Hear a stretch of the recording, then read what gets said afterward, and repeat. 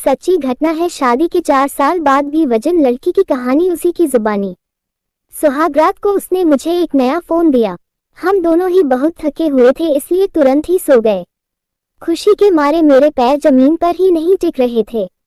चाहे इंसान हो या जानवर, प्यार की भूख हर किसी को होती है, लेकिन जब प्यार के नाम पर धोखा मिलता है तो बहुत दर्द होता है। ऐसा लगता है जैसे सारी दुनिया खत्म हो गई हो। ऐसा ही कुछ हुआ 25 साल की काजल के साथ, जिसकी कहानी सुनकर आपका दिल दहल जाएगा।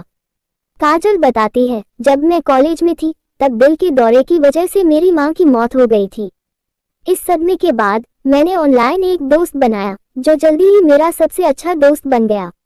एक दिन मैंने उसे एक लड़के के बारे में बताया जिसे मैं पसंद करती थी। इसके बाद ही उसने महसूस किया कि वह मुझसे प्यार करता है और मुझे नहीं छोड़ सकता। उसने मुझे प्रपोज किया, लेकिन मेरे मन में उसके लिए ऐसी कोई भावना नहीं थी।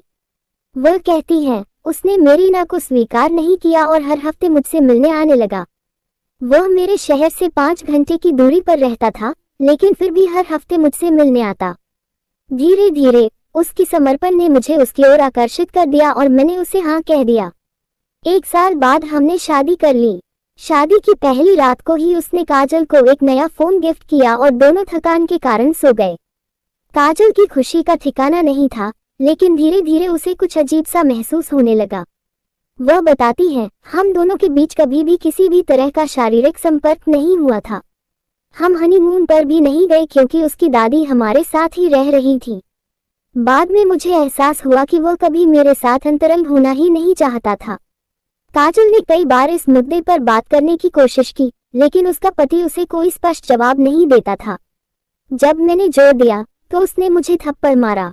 इसके बाद उसने मुझसे माफी मांगी, लेकिन ये रोज की बात बन गई। हम रूममेट्स की तरह रहते थे। हर रात जब वह मेरे बगल में सोता रहता था तो मैं रोती रहती थी। मुझे समझ नहीं आता था कि वह रोमांटिक क्यों नहीं हो रहा था। काजल ने यह भी पता लगाया कि उसके पति का किसी और से अफेयर तो नहीं है, लेकिन हर बार उसे निराशा ही हाथ लगी। 3 सालों तक मैं इस झूठी जिंदगी को जीती रही। मुझे चप्पल, बैट से मारा गया, मेरे ऊपर सामान फेंके गए। मैंने अपने चोट को छुपा लिया। आखिरकार काजल ने तलाक के लिए याचिका दायर की और अपने पिता को इस बारे में जानकारी नहीं दी।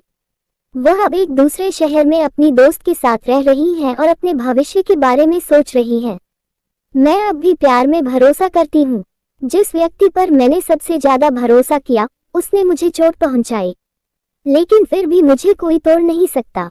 मुझे आज भी भरोसा है कि मेरे लिए कोई है जो सिर्फ मुझसे प्यार करेगा।